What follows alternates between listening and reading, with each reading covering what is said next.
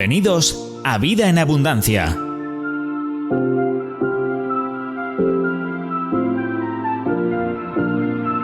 Jesús dijo: Yo he venido para que tengan vida y la tengan en abundancia.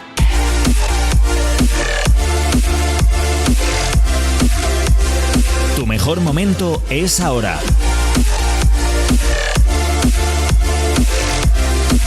Llénate de fe, esperanza y amor. Con vosotros, vuestros amigos Samuel y Raquel, desde las Iglesias Río de Vida. Aquí estamos de vuelta con todos ustedes, un jueves más, así es que gracias por estar ahí. Diferentes medios de comunicación, radios, ciudades de toda España. Mola decir eso, Samuel, lo de ciudades de toda España, pero bueno, esperamos tener un programa ameno, donde podamos hablar pues algo que les pueda interesar, porque de eso se trata. No hemos venido a aburrirles, sino más bien hemos venido pues tampoco a entretenerles, ¿vale? Pero en cierta manera poder bendecirles en este día y obviamente hacerlo de tal manera que les guste estar ahí escuchándonos. Así es que gracias a todos los que nos están oyendo o tal vez nos estén viendo en este día. Gracias por estar ahí. Les rogamos por favor que se mantengan, y si estás trabajando, y esperamos que, bueno, que te demos un poquito más de alegría a la hora de hacer tu función en esta mañana. Así es que, bueno, yo ya he saludado. Samuel, tú ahora haz tu parte. Bueno, sí, saludar a todos, y estamos felices de poder estar aquí en este día también con todos vosotros, con un tema súper interesante. Sí. Y sobre todo porque estamos a inicios del año y pues muchos, aunque ya por las fechas que estamos, muchos se han olvidado de los buenos propósitos del comienzo del año. ¿Crees? Sí, esto nunca ¿Tan falla. ¿Rápido? Sí, la tercera semana de enero todo el mundo Qué poca fe desiste, le tienes a la ¿no? humanidad, Samuel. No, pero es la realidad, ¿no? Le tienes muy poca fe a la humanidad, por favor. Mira, la gente decide ir a la iglesia en enero, decide ir al gimnasio en enero, decide Sí. dejar de fumar en enero, decide adelgazar en ¿Y ya enero. se les ha pasado? ¿De ¿Qué acuerdo? días son? Sí, O sea, sí, normalmente ¿sí? sí. Después Jolín. del llamado Blue Monday, el Blue Monday, Blue- ¿sabes que existe el Blue Monday? Oh, wow. Después de fiestas, el Blue Monday El es... Blue Monday. Sí, es el lunes triste, ¿no? Es ¿sí? claro, o sea, ese es el lunes melancólico que se El llama el Blue- Blue Monday. Ah, sí. Sí, el lunes Madre blue, mía. el blue es de triste, Chico, yo ¿no? bastante tengo con levantarme cada día. Sí, ¿Tú sí. me entiendes? Pero- Yo ya tengo bastante como para Blue Monday. Mira, yo te digo una cosa, cada país lo suyo. Porque mira, entre que el Halloween, entre que el Friday es el Black Friday, ahora el Blue Monday. Sí. ¿Nos podéis dejar a los españoles con nuestras cositas, que ya bastante tenemos ya con la Semana Santa y esas cosas? Blue Monday. Pero bueno, lo que quiero hablar es algo que he estado estudiando últimamente. ¿Del Blue Monday? No. Ah. Lo he titulado La línea de la vida, y ahora Vaya. vamos a verlo, ¿no? Y Vale. sé que estamos en radio y en televisión y muchos no van a poder ver los gráficos de la línea de la vida, pero vamos a intentar que la Bueno, pero gente tú los pueda puedes escucharlo, sí. explicar. Entonces vamos a ir a un pasaje con el que quiero comenzar, que de alguna manera es una promesa de Dios para todos aquellos que están en Él. Y es Isaías capítulo 58, versículo 14. Y es un pasaje precioso que yo he seleccionado para este año, porque creo que el Señor quiere subir a su iglesia a las alturas de la iglesia, a las alturas de los cielos, ¿no?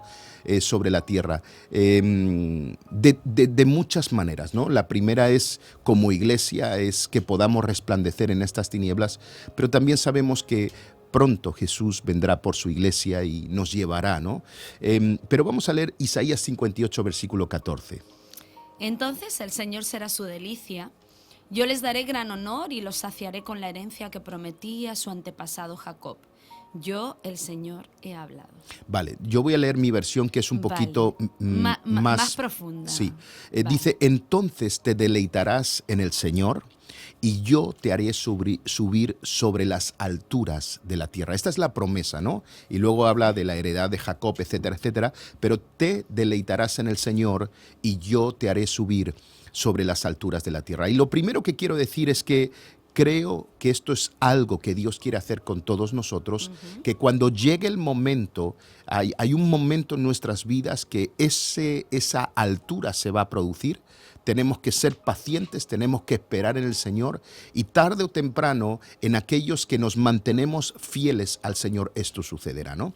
Entonces, lo primero es que si algunos revisamos nuestro año pasado, ¿de acuerdo?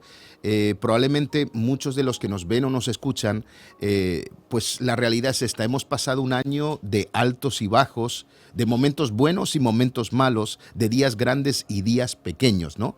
Y quizá nada nuevo, porque de alguna manera es el reflejo de nuestras vidas, ¿de acuerdo? Ese tipo de días, ¿no? Entonces, aunque sí, como no, todo creyente estará agradecido y dirá, Señor, Ebenezer, hasta aquí el Señor nos ha ayudado, gracias al Señor, a pesar de todos esos altos y bajos que vivimos de año en año, ¿de acuerdo? Hasta aquí nos ayudó el Señor y estamos agradecidos por eso, ¿no? Entonces, ahora, lo primero que quiero que entendamos en este día es que la vida no es una línea recta, sino una gran montaña, o una gran montaña rusa, de alguna manera imaginaria, es con montes y valles, ¿de acuerdo? Siempre estamos subiendo y bajando, subiendo y bajando. Y de alguna manera, solo los muertos tienen estabilidad. Y entonces, Vaya. claro, aquí quiero ir con el primer principio. Sí, porque esto es... No, sí, claro que sí, pero Mira, dicho así es como, en la- bien empezamos. En la antigüedad la gente buscaba ¿cómo se llama? El mejunje de la juventud, ¿cómo se llama? El jarabe de la juventud Ay, el se me potingue, acaba ¿no? el Sí, potingue. no sé cómo se llamaba. Pero la gente viajaba a otros países porque Sí. decían que había algo, era un fruto o era un agua o lo que fuera, buscando la El fuente, elixir el de elixir la de la juventud, juventud, ¿no? el elixir Entonces, de la juventud. nadie encontró el elixir de la juventud, ¿no?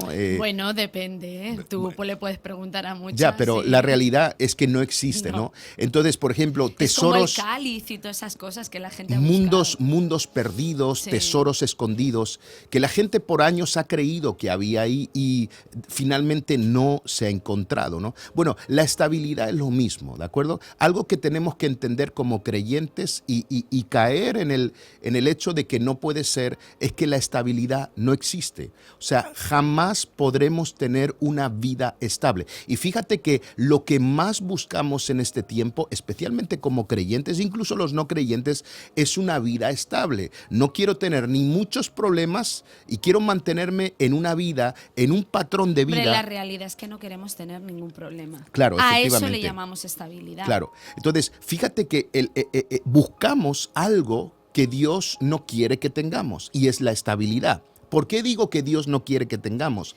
Oye, empiezas bien el programita, ¿eh? Aleluya, amén. O sea, nosotros intentamos infundirle aliento. Espérese Sí. que pase el programa, que se va a poner mejor. Bueno, el tema es que si yo busco tener estabilidad, cuando Dios quiera elevarme a las alturas de la tierra, no lo va a poder hacer porque yo estoy en un patrón de vida donde no quiero ni subir demasiado ni bajar demasiado. Hombre, como que estás muy a gustito Sí. y para qué meterte en líos, Sí, ¿no? es O sea, comodidad. a eso te refieres. Es pura comodidad. Claro, o sea, que tú estás hablando de esa estabilidad que me mantiene demasiado cómodo, con lo cual, ¿para qué quiero cambios o para qué quiero alteraciones en mi vida si como estoy bien? Ujú. Ok, Entonces, vale. fíjate que de alguna manera buscamos algo como el elixir de la juventud, que es inexistente y es la estabilidad. Vaya.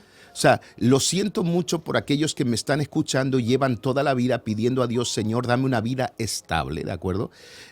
Porque en el mundo y en la incertidumbre que vivimos no hay estabilidad. Hombre, también es verdad que dentro de la estabilidad creo que tener un poco de estabilidad siempre viene bien. Sí, lo que pasa... Lo que pasa que, ¿a qué me refiero? A que hay gente que, jolín, si no tienen un problema se lo buscan solos. Entonces, hombre, a ese tipo de personas pues les vendría muy bien un poquito de estabilidad, ¿no? Porque es que hay gente que vive como empecinada, ¿vale? A tener problemas. Es como la chispa de la vida. Y es verdad que creo que hay cosas que no podemos controlar y no las podemos controlar, con lo cual no vamos a vivir en esa estabilidad porque no lo podemos controlar todo. Pero creo que hay otras cosas que tienen que ver con nosotros, tal vez con nuestras emociones, con nuestros sentimientos. que tenerlos un poquito estables nos podría ayudar a la hora de manejar esa inestabilidad exterior que nosotros no podemos controlar, como lo que tú estabas hablando, con dificultades, problemas, situaciones. Eso es incontrolable por nosotros y va a ser muy difícil tener estabilidad en la vida con respecto a eso, ¿no? O sea, creo que es imposible. Entonces, fíjate que en estos últimos años en diferentes realities de televisión usan un esquema psicológico que se llama la línea de la vida, ¿no? Bueno, sí. Y lo hemos visto en diferentes programas de televisión donde algún famoso comienza a trazar la línea de su vida, los altos y bajos que tienen.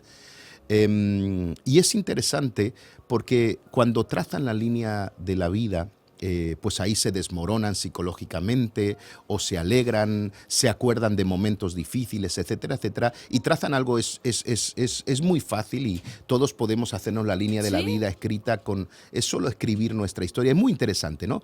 Pero bueno, no quiero basar algo psicológico en lo que estoy haciendo, sino yo quiero demostrar cuál es la línea de la vida que tienen aquellos que aman a Dios, ¿no? Entonces, he decidido coger los ejemplos del hombre más malo de la Biblia y el hombre más bueno de la Biblia, ¿de acuerdo? Dentro del propósito de Dios, ¿de acuerdo? ¿Hay uno más malo? Hay uno malo. Más malo o uno que diríamos yo nunca voy a ser exacto, como él, ¿vale? Yo nunca voy a ser como él. Vale. Entonces, el primero que decidí coger y quiero hacer la línea de la vida del Job, ¿de acuerdo? De hecho, en estos 2 últimos meses, a través del devocional Tiempo con Dios, nosotros hemos estado leyendo día a día y meditando en el libro de Job, ¿no? Fíjate, yo he de decir una cosa, perdonadme, por favor, que nadie se ofenda, es mi opinión personal. Pero yo no sé qué admiración le hemos tenido siempre a Job. Me ha parecido un hombre siempre muy deprimente, muy aburrido. Y ahora que hemos leído Job, yo digo, pero ¿por qué la gente le ha tenido tanta admiración? Que es o sea, Job tiene una parte admirable, pero cuando tú te pones a estudiar el libro de Job, llega un momento en que Job te aburre de lo pesado que es.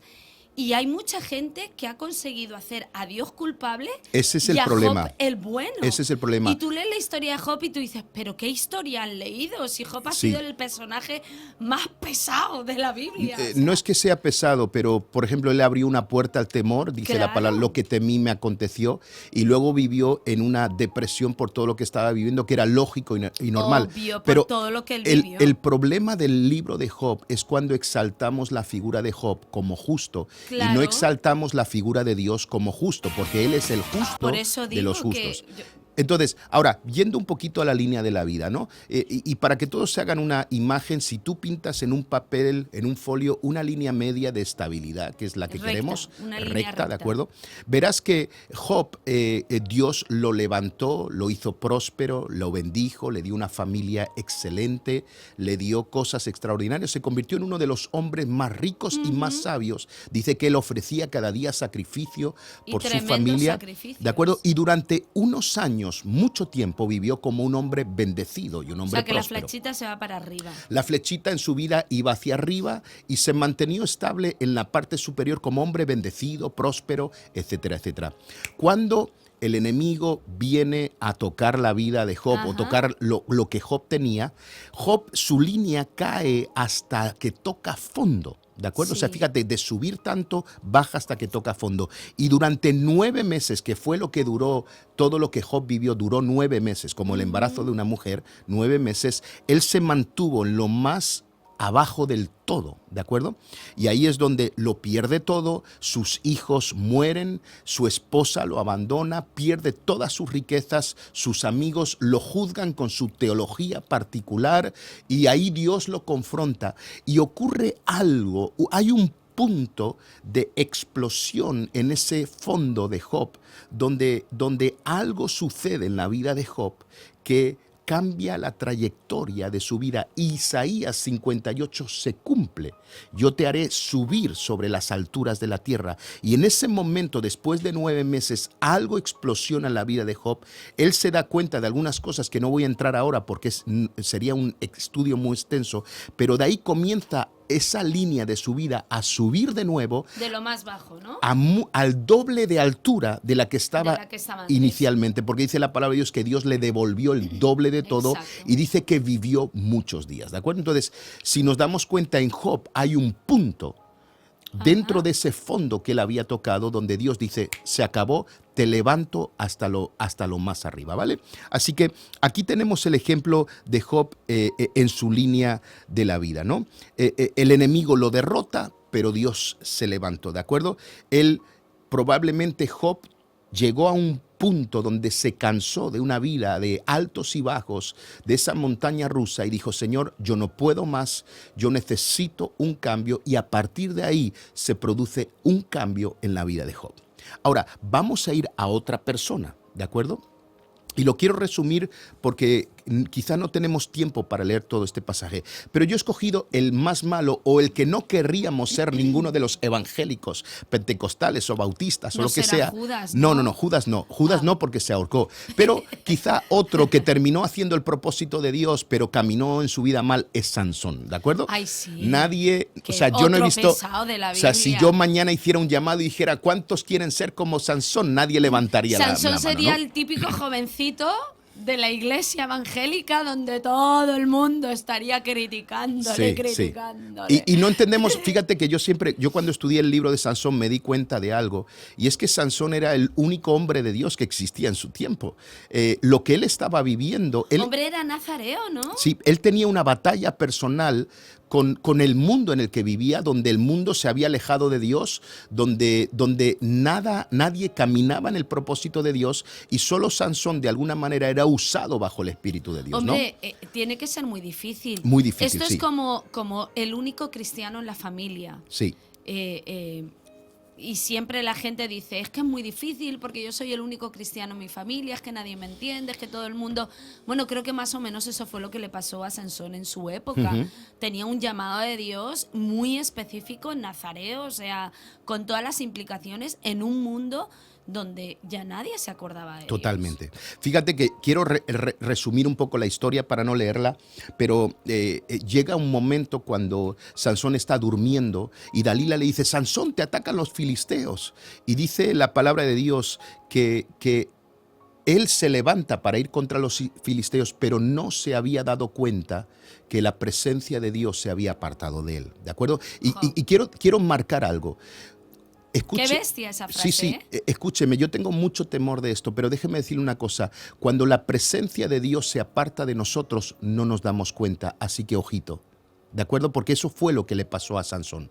Él se levantó. Creo que con gente que como Sansón, y bueno, podríamos ponerle cualquier excusa, pero cuando uno vive la vida de aquella manera, un pie aquí, un pie allá, un día con Dios, otro día sin Dios, un día buscando a Dios, otro día buscando mis intereses. Creo que tiene que haber un momento, un día viniendo a la iglesia, otro día no. Tiene que haber un momento donde de verdad no te des ni cuenta y creas que Dios está contigo, pero hace tiempo que dejó de estar. No sé si Dios contigo o tú con él. Efectivamente. El caso es que la frase es muy terrible, ¿eh? Entonces los filisteos lo agarran, le quitan los ojos, lo llevan a Gaza, le ponen cadenas de bronce y lo ponen a trabajar en el molino de la cárcel, ¿no? Entonces resulta que llega una fiesta anual con todos los mandatarios y la gente más importante de los filisteos, y comienzan a ofrecer sacrificios a Dagón, y dice, bueno, ¿por qué no llamamos a Sansón y nos reímos un rato de él, ya que hemos ganado esta batalla contra este tipo que era nuestro gran enemigo, que era inconquistable, ¿no? Así que se comienzan a reír de él, y aquí me lleva a otra cosa, y es, no te preocupes por lo que la gente diga o porque se rían de ti, ¿de acuerdo? La última palabra la tiene Dios, ¿no? Exacto. Entonces, y había un muchacho que guiaba a Sansón, y Sansón dice, bueno, la fiesta era en un edificio muy grande, dice que en la planta de arriba habían 3,000 invitados, que eran los más importantes de Filistea, y abajo estaba él. Entonces le dijo a ese joven, le dijo, mira, llévame en la parte de abajo del templo de Dagón y pon una mano en un pilar y otra en el otro. Así el muchacho lo hizo, y él oró ahí y le dijo, Señor, te ruego que te acuerdes de mí una sola vez y que me des fuerzas para cobrarle a los filisteos mis 2 ojos de una vez por todas. Ahí es cuando él empuja las columnas, el templo se desmorona y mueren 3,000 filisteos, y dice la palabra de Dios que aquel día murieron más filisteos que en toda su vida. Ahora, quiero que notemos algo. Sansón era un hombre normal, ¿de acuerdo? Su llamado no era predicar el evangelio, su llamado era matar filisteos, ¿de acuerdo? Dios le había dado una unción no para preparar comida, no para preparar un mensaje, no para gobernar una nación. La unción que tenía Sansón era para matar a los enemigos de Israel, ¿de acuerdo? Esa era la unción. Dios lo había preparado y lo había adiestrado para eso. Y Sansón era un hombre normal como cualquiera de nosotros, viviendo en un mundo muy difícil, un mundo muy oscuro, un mundo sin mentores, sin hombres y mujeres de Dios a su alrededor. Pero cuando la unción del Espíritu Santo venía sobre él tenía una fuerza y una habilidad sobrenatural, ¿de acuerdo? Como nosotros, cuando el Espíritu Santo viene sobre nosotros, las cosas comienzan a salir bien. En la iglesia, en lo familiar, en lo laboral, en todo. Esa unción puede estar disponible para cada uno de nosotros. Y déjenme definir un poquito la palabra unción. La unción es hacer con cosas comunes acciones increíbles. Y esto es un poquito lo que es la palabra unción. La unción es más que nosotros, es algo que te lleva y te hace lograr cosas que ni el dinero, ni las credenciales, ni las fuerzas pueden alcanzar. ¿De acuerdo? Fíjate que Sansón aparentemente no era musculoso, no era un Rambo, era una persona normal, pero era cuando la unción venía sobre él que él se transformaba y tenía una fuerza sobrenatural. ¿De acuerdo? Entonces, es muy importante. Por eso Dalila le preguntaba, ¿de dónde viene tu fuerza? Porque no tenía músculos. ¿De acuerdo? Era un tipo Hulk, ¿de acuerdo? Para que lo podamos entender, ¿de acuerdo? Pero fíjate, la unción te lleva a lograr cosas que ni el dinero, ni las credenciales, ni la fuerza pueden alcanzar. Ahora, si yo me voy a mirar como hemos hecho con Job, la vida, la línea de la vida, pintamos una línea que se llama estabilidad, que está en medio, y veremos que Sansón sube y baja constantemente como una montaña rusa. Dios saca las puertas de aquella ciudad, ¿de acuerdo? Y luego se baja porque tiene debilidades, ¿de acuerdo? Claro. Sube porque mató con una quijada no sé cuántos miles de filisteos, y luego baja porque tiene una crisis. Sube por otra gran victoria y baja porque se encuentra con Dalila y se enamora de la mujer incorrecta. Sube para arriba y gana otra victoria, pero al final Dios se aparta de él y llega a tocar fondo sirviendo en el molino de la cárcel sin ojos, empujando. Ahora es interesante que el texto decía algo en su vida que luego estaremos detallando, ¿de acuerdo? Entonces, ese patrón era un patrón de vida lleno de montañas rusas, como el que podemos tener cualquier creyente de nosotros. A mí me pasa, yo hay días que vivo en victoria, pero hay otros días que estoy desanimado, que estoy triste, que me he quedado solo, que alguien me ha traicionado, que he perdido alguna batalla, que he tocado una puerta que no se ha abierto, y otros días estoy arriba porque Dios me ha dado cosas increíbles, otros días estoy abajo, y creo que ese patrón, que es el patrón de vida, lo vivíamos todos, ¿no? Se repite. Sí, entonces habían días en el que él era muy fuerte, otros días en el que él era muy, muy débil. A veces Sansón era muy bueno, pero otros era muy malo. Sansón era un gran romántico. Fíjate lo que sucede con Dalila, pero también era un guerrero sangriento, ¿no? Tenía esas dos facciones. Tuvo momentos altos y momentos bajos, momentos de éxito, momentos de traición, momentos de crisis y momentos de victorias, ¿no? Como todos nosotros, hasta que termina tocando fondo en un lugar oscuro, dice la palabra de Dios, sin ojos, ¿de acuerdo? ¿Y cuántos de nosotros, esta es la realidad, a mí me ha pasado, pero cuántos de nosotros y de los que nos están escuchando hemos estado en secreto por los suelos aparentando estar bien en público? ¿De acuerdo? ¿Cuántos de nosotros hemos estado fundidos y decir, Señor, es que no puedo más? Pero luego cuando vamos a nuestros trabajos mostramos nuestra mejor cara, cuando estamos en el púlpito mostramos nuestra mejor cara, pero la realidad es que nuestras vidas es como una montaña rusa y no sabemos cómo poder manejar todo esto. ¿Qué es lo que sucedía con Sansón? Entonces, algo que tenemos que entender, Raquel, es que todos tenemos el mismo patrón. Sansón es muy parecido a nosotros. Momentos buenos y momentos malos, ¿sabes? Y tenemos que entender de alguna manera esto que nos pasa, ¿de acuerdo? Y tenemos tendencias. Unas son los patrones y las tendencias. Las tendencias Si analizamos nuestro patrón de vida que tiene subidas y bajadas y podemos analizar también las tendencias, podemos prever lo que va a pasar.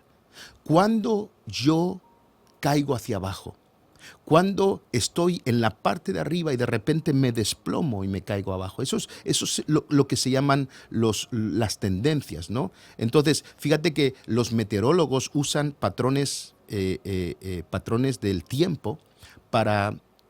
No nos olvidamos que ellos siguen pronosticando el tiempo que va a hacer. O sea, no podemos, o sea, tenemos que fiarnos porque ellos pero ellos siguen un patrón y luego miran las tendencias, ¿de acuerdo? Cuando hubieron estas nubes, el sol así, la temperatura así, ¿qué sucedió? Hay una tendencia que hace que se desplomen los termómetros. Lo mismo pasa con nuestras vidas. Todos tenemos un patrón, pero ¿qué es lo que produce que nosotros caigamos de repente hacia abajo?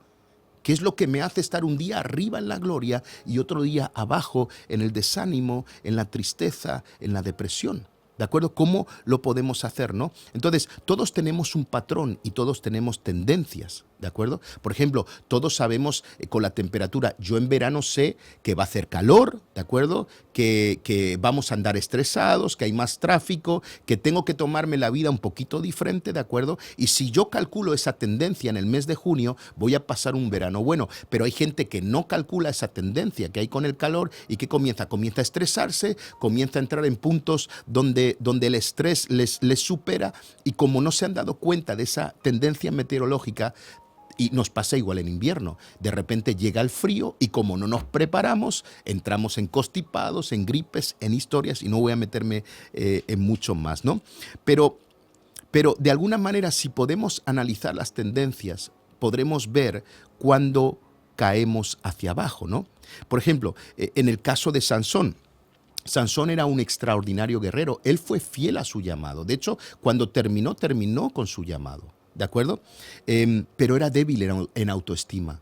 El problema que desplomaba la vida de Sansón era su autoestima. ¿De acuerdo? Fuerte en la guerra, pero débil en las relaciones. ¿Qué fue lo que encontró Sansón en Dalila? ¿Sexo? No. Lo que encontró era una mujer que le afirmaba con sus palabras, que estaba en el lado. Por eso muchos de nuestros jóvenes y mucha de la gente se apartan al mundo, porque en el mundo, a pesar de que habla mentiras, le dicen aquello que quieren escuchar. Afirmación con sus palabras, ¿de acuerdo? Y fíjate que no fue un ejército el que derrotó a Sansón, fue una mujer llamada Dalila, bueno, también ¿no? es verdad que es que en la iglesia siempre nos han dicho que no tenemos que enaltecernos y cuidado con el orgullo, etcétera, etcétera. Entonces, tal vez por eso nos cuesta un poco reafirmar a la gente cuando hacen algo bien, porque parece como que si lo hacemos, como que estamos levantando el ego de la persona, ¿no? Y cuando aplaudes a alguien porque ha hecho algo bueno, no, a Jesús, a Jesús. Y a ver, si lo has hecho bien, pues te damos un aplauso. Lo has hecho bien. Y es verdad que como que tenemos... Los cristianos, es verdad, como que tenemos ese discurso contradictorio. Por un lado, nos gustaría que nos afirmaran, pero luego parece que si lo hacemos, estamos enalteciendo al hombre o estamos llenándolo de orgullo. Y creo que ese bipolarismo cristiano hace que muchas veces en el mundo lo tengan mucho más sencillo, porque parece como que eso lo tienen un poquito más claro. Si lo haces bien, lo has hecho bien, y no está mal que te demos un aplauso por lo bien que lo has hecho. Creo que es tal vez algo que tendríamos que meditar nosotros dentro de nuestras creencias, el decir, jolín, pues no tengamos problema en aplaudir a alguien que lo está haciendo bien. Totalmente. ¿Para qué? Para que no nadie de otro bando con otros intereses más oscuros o más ocultos se pueda llevar pues se pueda llevar el corazón de esa persona. Totalmente. Entonces, fíjate, Raquel, que nosotros tenemos cosas que cuando Dios nos lleva a las más altas victorias, yo siempre lo digo así, después de una gran victoria, Satanás te espera con los brazos abiertos, Obviamente. No te olvides. ¿De acuerdo? ¿Por qué? Porque el enfado, la debilidad, la depresión, la falta de afirmación, la falta de autoestima, nos llevarán a cometer los mayores errores. ¿De acuerdo? Fíjate qué cosa. Pero los grandes problemas que tenemos tienen que ver con la emoción.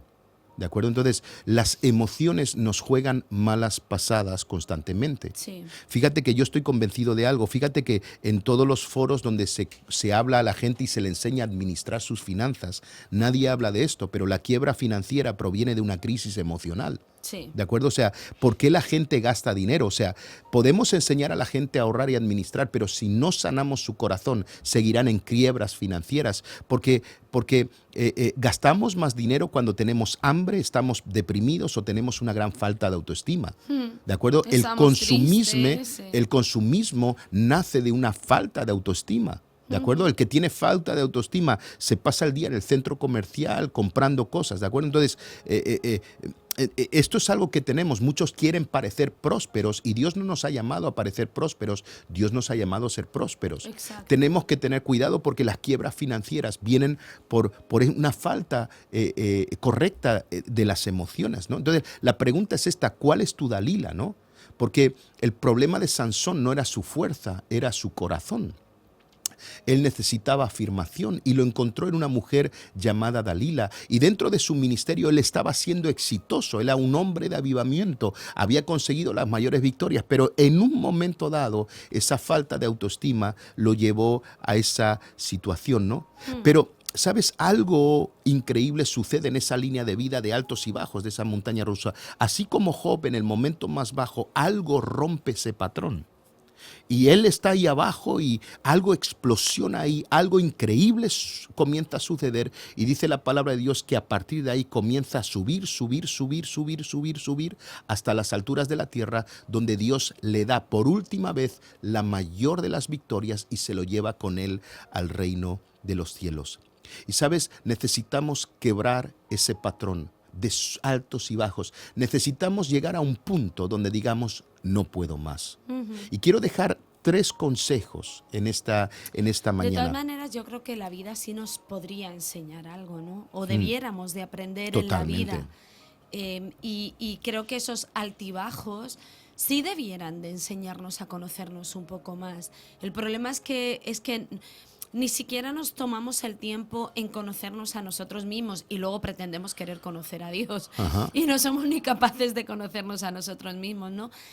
Pero sí creo que esos altibajos debieran de como mínimo llevarnos a pensar y a querer aprender de quiénes somos y tal vez poder evitar que esa bajada sea tan rápida y sea tan cruel y sea tan bestia, ¿no? Porque hay veces que tenemos unos bajones brutales que luego para volver a subir es como, madre mía, necesitamos Necesitamos mucha adrenalina, necesitamos que Dios haga un milagro portentoso para volver a levantarnos. Ese es el problema.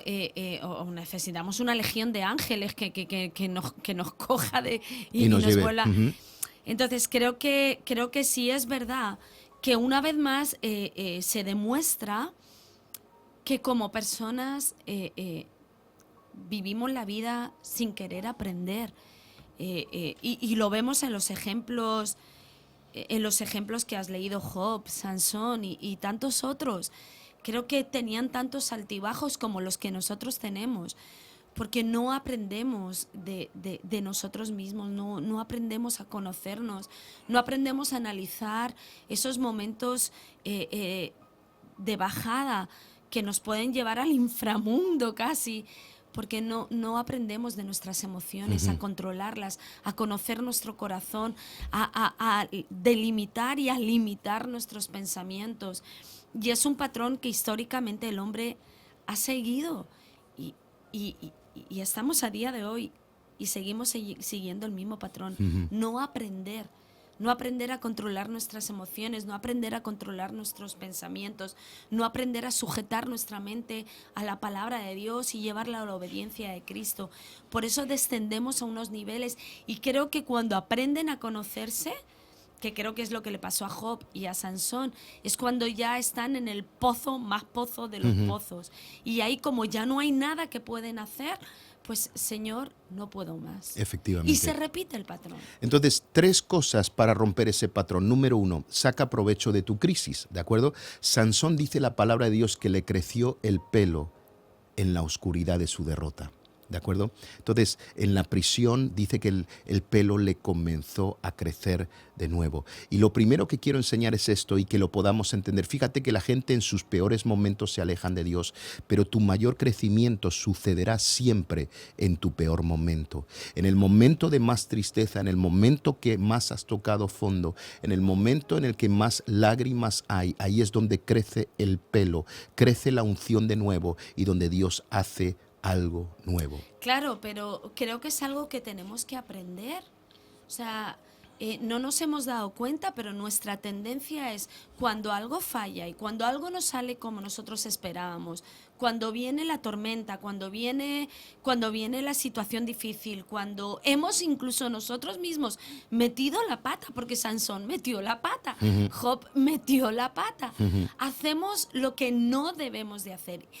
Y tristemente el patrón se repite y se repiten todos porque no hemos aprendido a que, señoras y señores, aguantemos el golpe en la oscuridad, porque ese proceso es el que nos va a devolver con incremento lo que antes teníamos. Entonces no huyamos de ese proceso, no salgamos corriendo de esa oscuridad, no salgamos corriendo y dejemos que Dios nos trate ahí y dejemos que Dios nos enseñe ahí y dejemos que el pelo crezca otra vez ahí, corriendo, huyendo, vamos a seguir calvos. Totalmente. O sea, pero aprendámoslo. El segundo consejo, toma una decisión, ¿de acuerdo? Bueno. Ya es suficiente. O sea, tiene que llegar a un punto en nuestras vidas donde demos un golpe en la mesa y digamos, se acabó, ya es suficiente. Estoy cansado de arriba y abajo. Ahí es donde comienza el cambio. Estoy cansado de ser feliz y estar deprimido. Estoy cansado de estar próspero y arruinado. Subo el domingo cuando predica el pastor y bajo el miércoles cuando estoy en casa. Cansado de un año a otro, de repetir los mismos patrones. Mucha gente comienza como este año pensando que todo va a ir bien, pero cuando se den cuenta va a ser otro año de subidas y bajadas. Cansados de un año a otro. Cansados hasta de ir de una iglesia a otra, como hacen muchas personas pensando que cambiar de iglesia es cambiar de vida. Cansado de una relación a otra, como hacen otros muchos que si cambian de mujer o cambian de hombre van a tener una vida mejor. O cansado de un trabajo a otro, no son fieles o leales en un trabajo, se cambian a otro pensando que todo va a ir mejor. Mira, déjame decirte una cosa, todo comienza así como Job y Sansón cuando decimos se acabó, ya es suficiente. Hoy rompo el patrón, necesito algo nuevo. Y quiero decir esto, cuando rompes tu patrón, tu vida comienza a cambiar. No es un cambio de iglesia, no es un cambio de relaciones, no es un cambio de trabajo, no es un cambio de nada, no es un cambio de un año al otro, todos comiendo uvas en el comienzo del año, aunque ya han pasado unas semanas, pensando que eso les va a traer suerte. Déjame decirte una cosa, si no cambias tú, el nuevo año no será un nuevo año, sino será un día más. Y tenemos que entender, aún como que, no, pastor, es que yo pasé en la presencia de Dios. Déjame decirte una cosa, da igual que hayas pasado el año en la presencia de Dios. Si no cambias tu corazón, no va a cambiar el año. Claro, pero el tema, la decisión es cambiar tú, claro, no cambiar lo que te rodea. Totalmente. No, porque, claro, mucha gente dirá, no, pero si yo tomé la decisión de cambiar de marido, tomé la decisión de cambiar de mujer, tomé la decisión de cambiar de iglesia. No, lo que no tiene que cambiar es lo que te rodea, te tienes que cambiar totalmente tú a ti mismo, ¿no? Ese es el problema de mucha gente. Tomé la decisión de cambiar de iglesia. Ah, maravilloso, pero te fuiste a otra siendo el mismo. Claro, o sea, total. No, la decisión es cambiar tú, no lo que te rodea. Totalmente. Claro. Y el tercer consejo es clama a Dios. Eso fue lo que hizo Sansón, ¿de acuerdo? Sí. Tomó una decisión, dijo, se acabó, ya basta, le creció el pelo y ahora clama a Dios. Fíjate que Sansón clamó a Dios.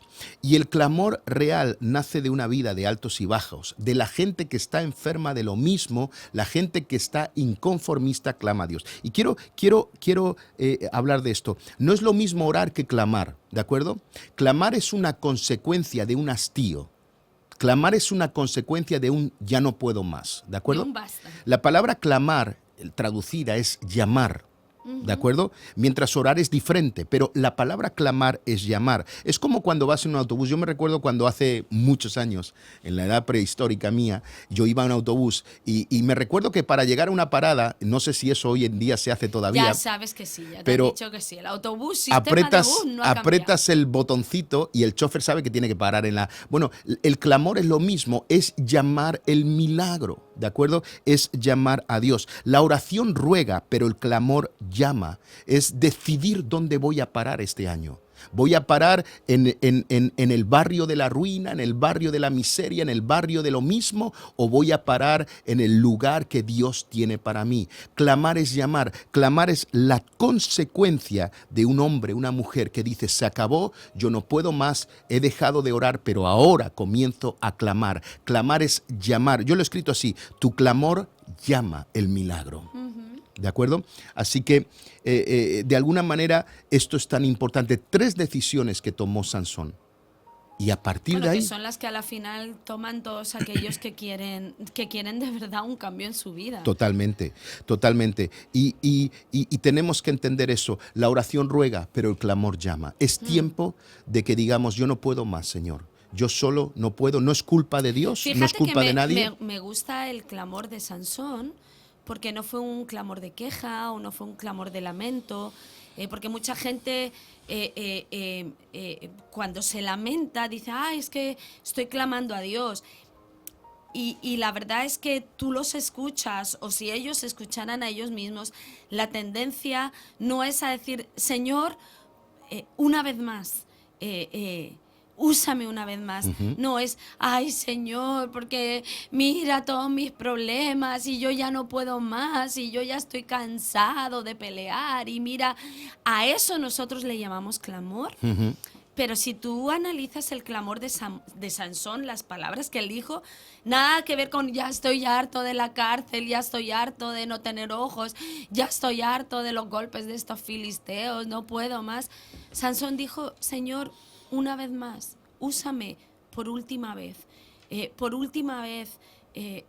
úngeme por última vez, una vez más. Nada que ver con un lamento, con una desesperación, con no puedo más, con estos hijos, este marido. Es que eso no es clamor, eso es, no sé lo que es, pero no es clamor. Me encanta porque lo que Sansón hizo fue, una vez más, por última vez.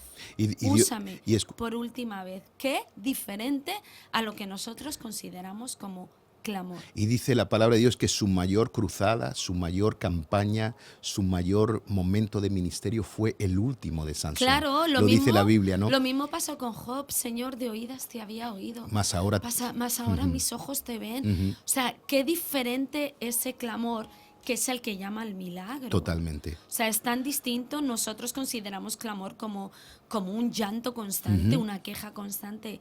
Y ellos lo único que hicieron fue mirar al cielo y decir, si te puedo servir por última vez, úsame. Qué clamor tan distinto. Ahora, fíjate que quiero terminar con esto porque tenemos que cerrar con el broche de oro de un mensaje que siempre es Cristo, es el Señor. Bueno, me atreví a hacer la línea de la vida de Jesús también. Ahora, quiero aclarar algo. En Jesús no hubo pecado. Quiero resaltar eso, ¿de acuerdo? Pero no hubieron meteduras de pata, no hubieron puertas abiertas al temor, ni nada. Pero cuando hice el gráfico de la vida de Jesús, me di cuenta que es igual que nuestras vidas, igual que la vida de Sansón, igual que la vida de Job. Pero ¿me permites que tal vez puntualice una diferencia?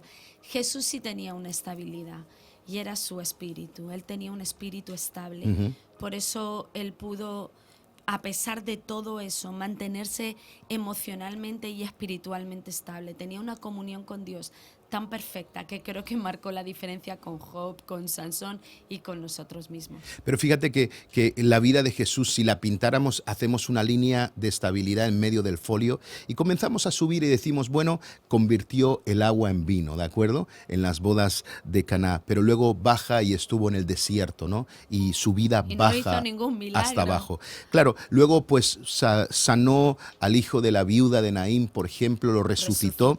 ¿De acuerdo? Pero de repente baja porque se siente completamente solo, ¿de acuerdo? Todo el mundo le abandona. Claro, subió porque resucitó a su amigo Lázaro, ¿de acuerdo? Pero vuelve a bajar porque llora por Jerusalén lleno de lágrimas, ¿no? Vuelve a subir porque, no sé, sanó a la mujer del borde del manto, al ciego Bartimeo, pero vuelve a bajar porque su discípulo Judas lo traiciona Sí. y lo vende por 20 monedas de 30, plata o 30 monedas de plata. Vuelve a subir porque algún milagro sucede como la pesca milagrosa, pero vuelve a bajar hasta que baja hasta el fondo porque Sí. muere en la cruz del Calvario. Esa bajada fue. Y él se posiciona en el mismo lugar en el que posiblemente muchos de nosotros sintamos que estamos, aunque déjame decirte una cosa, nadie ha descendido No. al fondo como Jesús, No. porque dice la palabra de Dios que él descendió hasta el mismo infierno. ¿De acuerdo? Dice la palabra de Dios que él descendió a aquel Sí. lugar donde estaban las personas que no habían recibido el evangelio, dice la palabra de Dios en Pedro, y les predicó. Él no solo tocó fondo, sino bajó más abajo del fondo. ¿De acuerdo? Y vemos la línea de la vida de Jesús y es igualita a la nuestra. Sin pecado es la diferencia, pero él también tiene una vida de montaña rusa hasta que muere en la cruz del Calvario.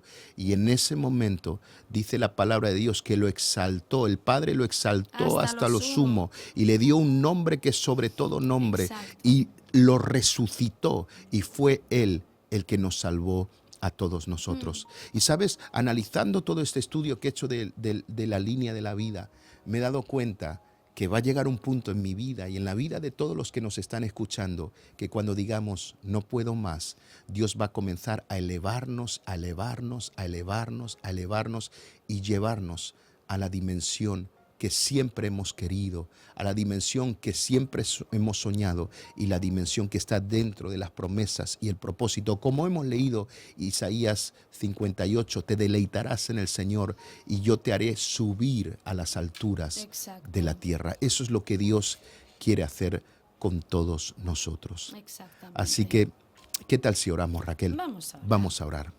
Señor, eres tan increíblemente bueno, Señor, que hasta en eso, Señor, podríamos vernos reflejados Amén, contigo. Señor. Gracias, Señor, porque tú eres nuestra fuente de inspiración, Señor, y si es verdad que lo que dice tu palabra, que tú lo pasaste todo, Señor.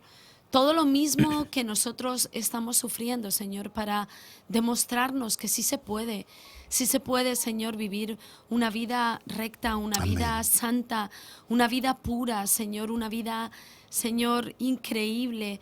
Señor, por eso, Señor, te damos gracias. Gracias porque tú también pasaste por esos altos, por esas montañas y esos valles. Señor, siempre manteniendo, Señor, la santidad, siempre manteniendo, Señor, el buen testimonio, siempre manteniendo, Señor, un corazón y esa pureza, Señor, que te caracterizaba, Señor. Señor, por causa, Señor, de tu conexión con el Padre, Señor, te pedimos, Señor, que este sea un tiempo, un año, Señor, donde no queramos repetir el mismo patrón. Señor, donde estemos cansados, Señor, de sentirnos, Señor, vacíos, infructíferos, Señor, llenos, Señor, de todo, pero tan vacíos de lo más importante, Señor, que eres tú, Señor. Amén, Te Señor. pedimos que ese basta, Señor. Señor, nos lleve, Señor, a levantarnos por tu gloria. Señor, que ese basta, Señor, a la apatía, Señor, ese basta a la frialdad, ese basta, Señor, a vivir vidas, Señor, cercanas y lejanas. Señor, nos lleve, Señor, a buscarte de tal manera, Señor, que vivamos tan pegados a ti. Señor, que no haya nada, Señor, que pueda separarnos. Señor, que Señor, tú no seas suficiente en este año, Señor, tan suficiente que no haya nada que pueda ocupar tu lugar. Señor, que tú no seas tan grato, tan deleitoso, Señor, que no busquemos placer, Señor, en nada que no seas tú y tu presencia. Señor, te pedimos que, Señor, esa profundidad y esa oscuridad, Señor, solo nos haya servido para, Señor, dejarnos en tus manos, moldear por tus manos y el carácter de Cristo, Señor, haya sido formado, Señor, en nosotros, tal vez, Señor, en el lugar donde más incómodos o menos nos gustaba estar, Señor, pero era, Señor, el lugar donde tú nos estabas transformando. Amén, Señor. No queremos huir de tu transformación. No queremos huir del proceso. Señor, queremos dejar, Señor, que el carácter de Cristo sea formado en nosotros de tal manera, Señor, que, Señor, lo puedas hacer una vez más con nosotros. Señor, que nuestro clamor, Señor, no sea una queja constante, Señor, sino una oportunidad más, Señor, de que tú puedas obrar a través nuestra y en nosotros una vez más. Si hay algo que hoy podemos pedirte, Espíritu Santo, hazlo, Señor, tal vez una última vez, Señor, porque vamos a aprovechar el golpe, vamos a aprovechar la oportunidad. Amén. Señor, y bendícenos en este año, Señor, una última vez, una y para siempre, en el nombre de Jesús. Amén. Amén. Bueno, hasta aquí hemos llegado en este día. Aquí. Y nada, ánimo a todos. Dios quiere levantarnos en este tiempo, pero tenemos que cambiar. Así que hasta la semana que viene. Hasta la semana que viene, como siempre decimos, los cristianos de buena manera, si Dios lo permite. Dios les bendiga a todos. Bienvenidos a Vida en Abundancia.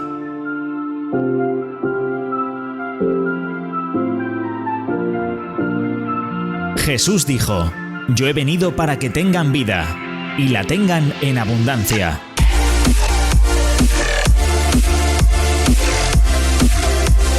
Tu mejor momento es ahora.